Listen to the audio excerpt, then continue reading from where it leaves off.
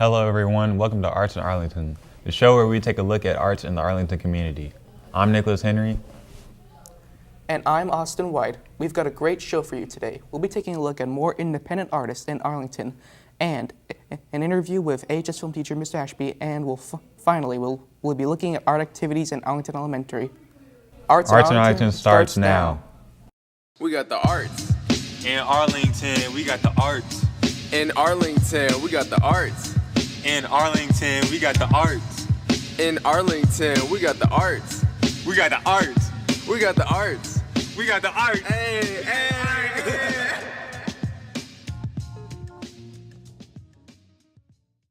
Now let's go and see just what those independent artists are up to. Alright, my name is Ernie, my stage name is Rex Remy, aka call me Ernie, aka the rockstar edit guy, you see what I'm saying? You dig. And then, I'm the 12th grade, and yeah, that's all.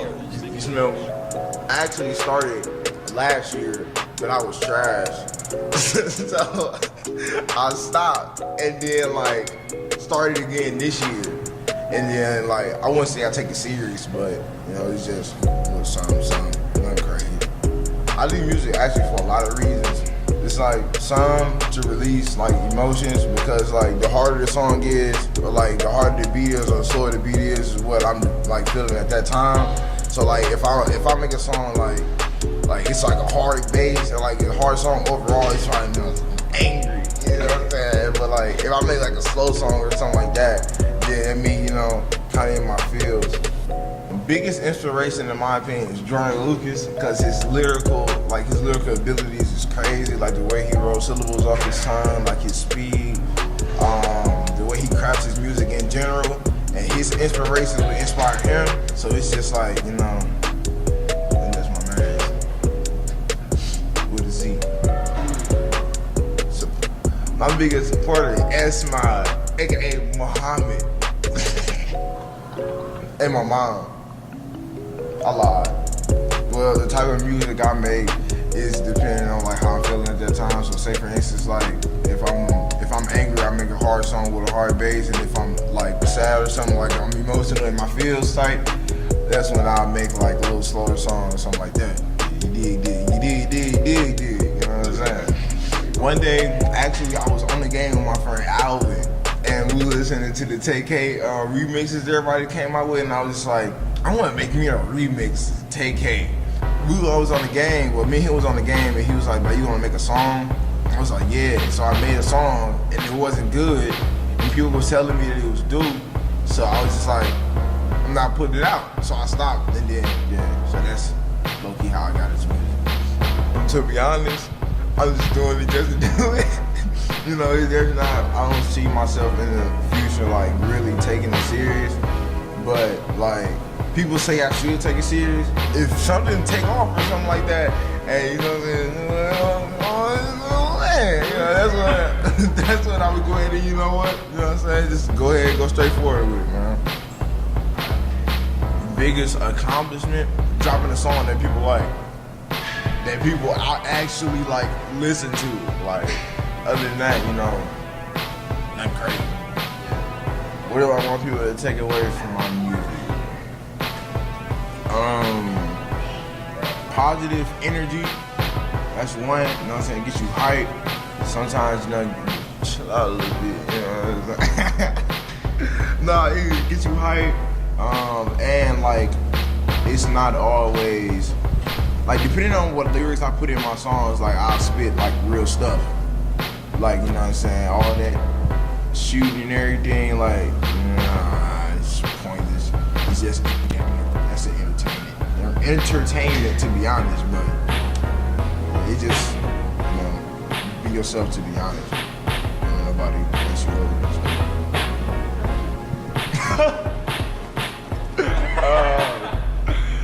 Any upcoming release, you know what I'm saying? No Signal EP coming out real soon, you know what I'm saying? There's no release date. Even though all the songs are basically done, I just gotta record it and produce it and all that. Come on, bruh. You just all I gotta do is record it and produce it and all that, but everything is written, everything is done. That's all I gotta do, to be honest.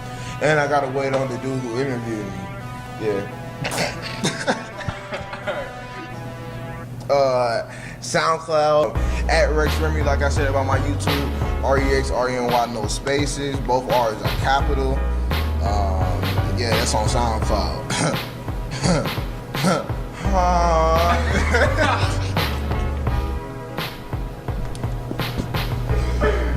Wow, I sure can't wait to hear more from them. Now let's go to Muhammad for the interview with our new film teacher, Mr. Ashby.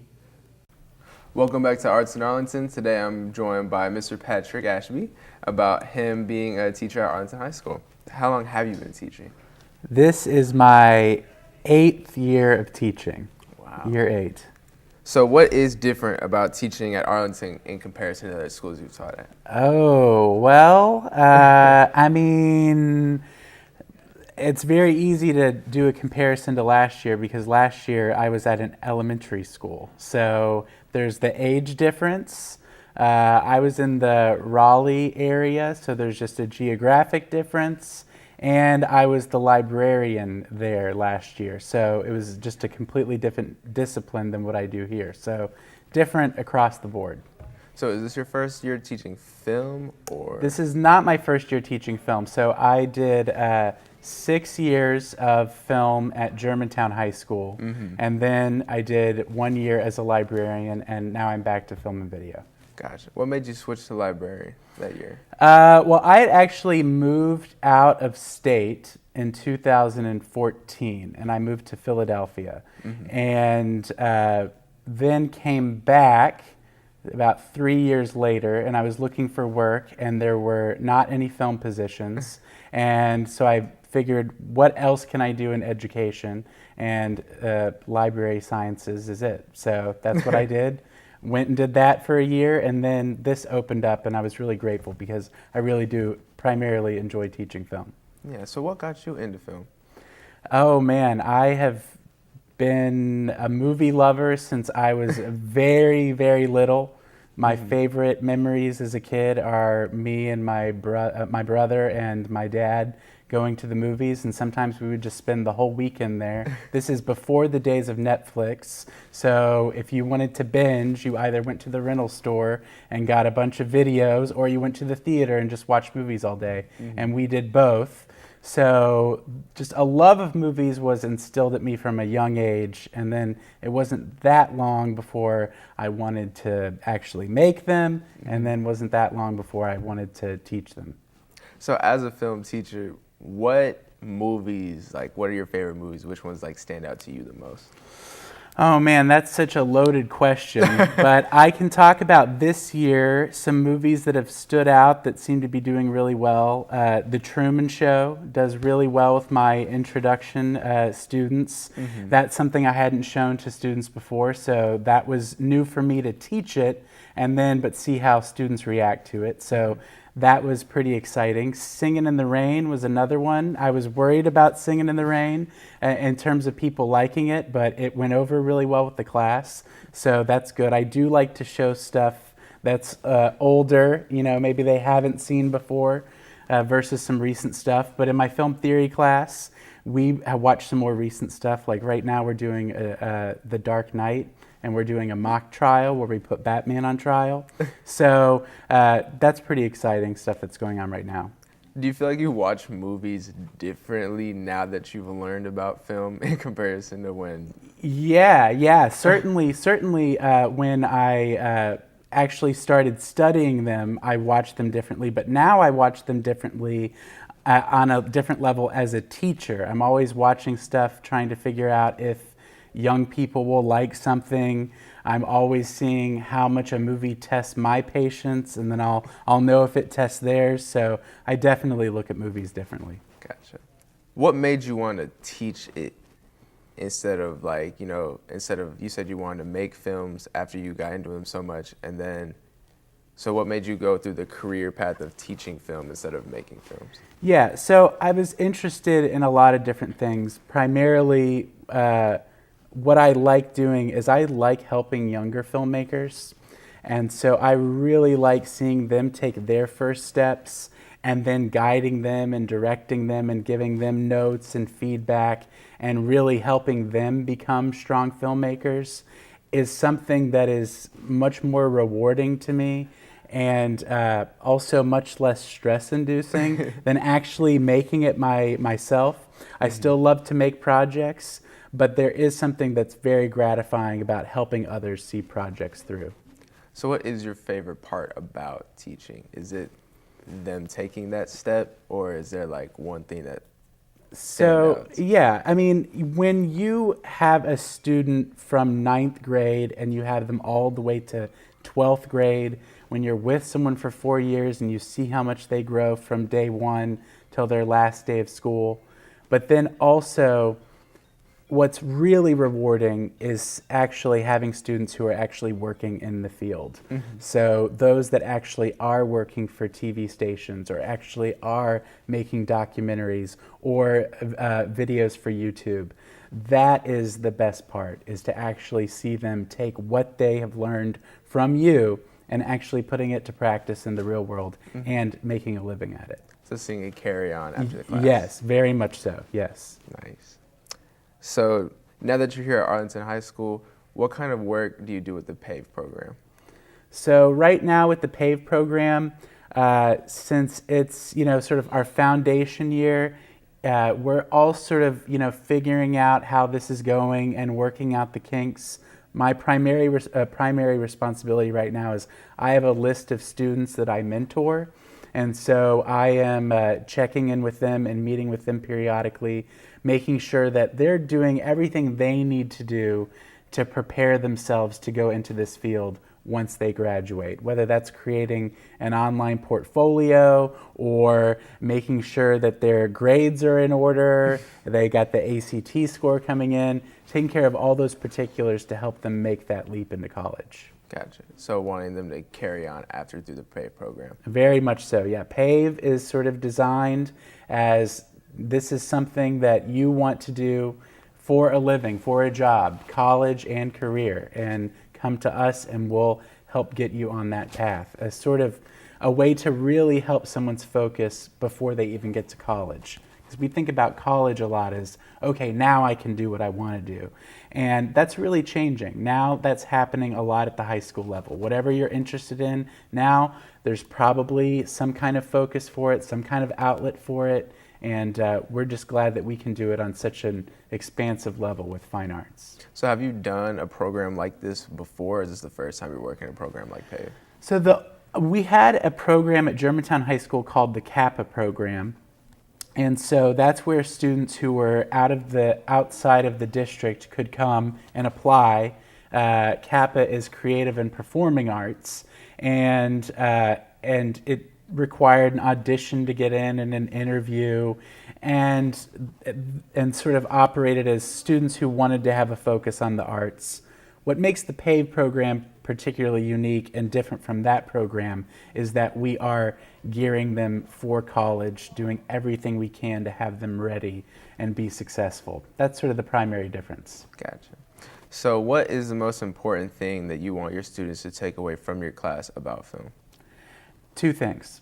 One, I want them to take away that these are works of art, that they are really thought through and planned before they are executed. Lots of times we watch movies and just think, oh, it just happens. But to actually make a movie, it is so difficult, and there are choices behind everything that you watch.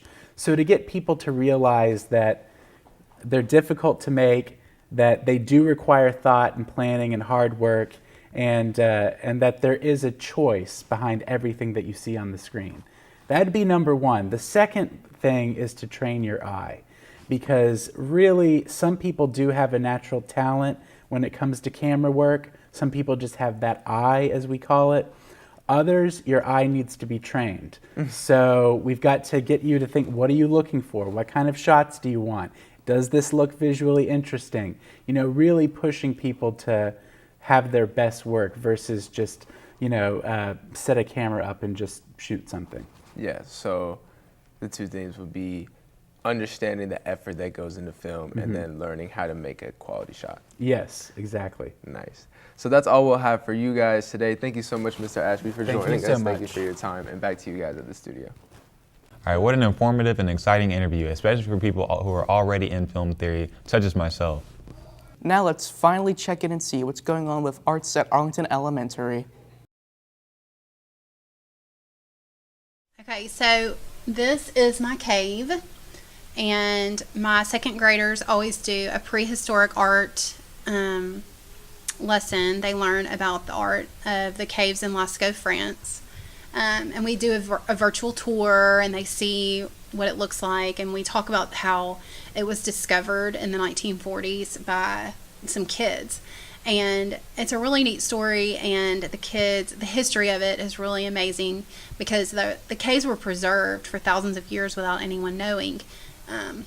But they were discovered in the 1940s, and it's just one of the most important art history finds in history. And so the kids learn about that. They talk about the subject matter of the cave and the why they would have, done. It's mostly animals. We talk about why that is. A lot of theories come about based on the learnings they do, and then they look at artwork from the cave, and they try to mimic it. They draw it as similar to that style. Right. And then I started displaying it, just taping it to walls.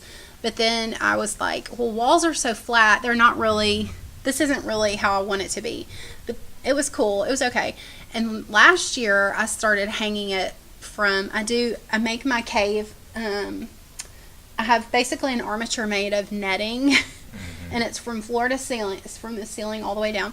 And I just hang my artwork on that. And so I try to make it real organic, more natural, like a real rock wall would be. Okay, so this is the first time I've made it in a real cave-like feeling, because last year I just did it along the wall, and I did it, organically.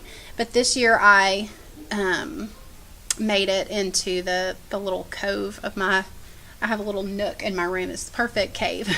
It's really funny because we just recently had open house, and a lot of parents came in and they said, my kid told me you had a cave in your room, but I had no idea.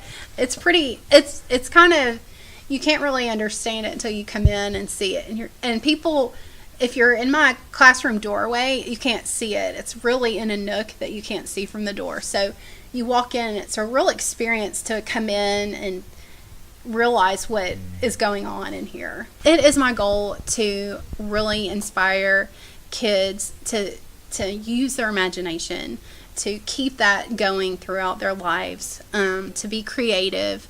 Anything I can do to inspire that, I'm going to do.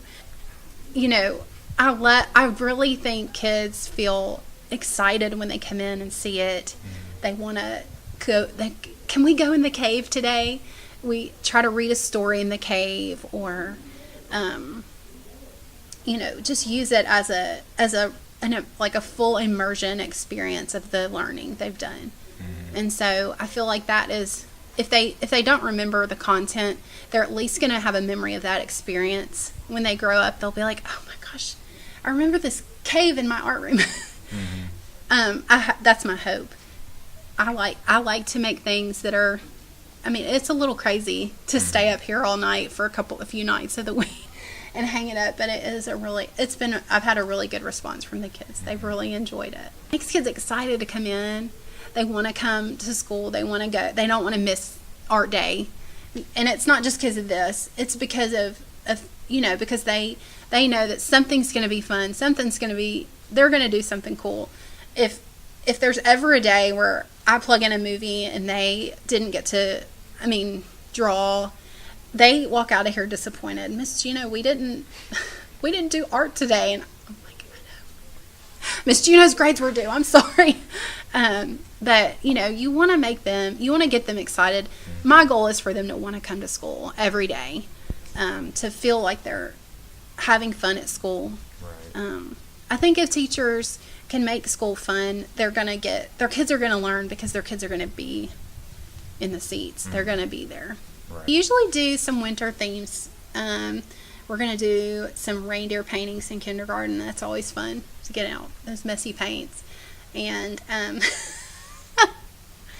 I'm doing a collage with my first graders. They're going to do a mitten design with collaging. So they learn about a folk tale called The Mitten. It's a really neat story. Thank you for watching. We hope you liked the show, and we will tune in for next month for our first episode of the new year. Arts in Arlington ends now. We got the arts. In Arlington, we got the arts. In Arlington, we got the arts. In Arlington, we got the arts. In Arlington, we got the arts. We got the arts. We got the arts. We got the arts. Hey, hey, hey.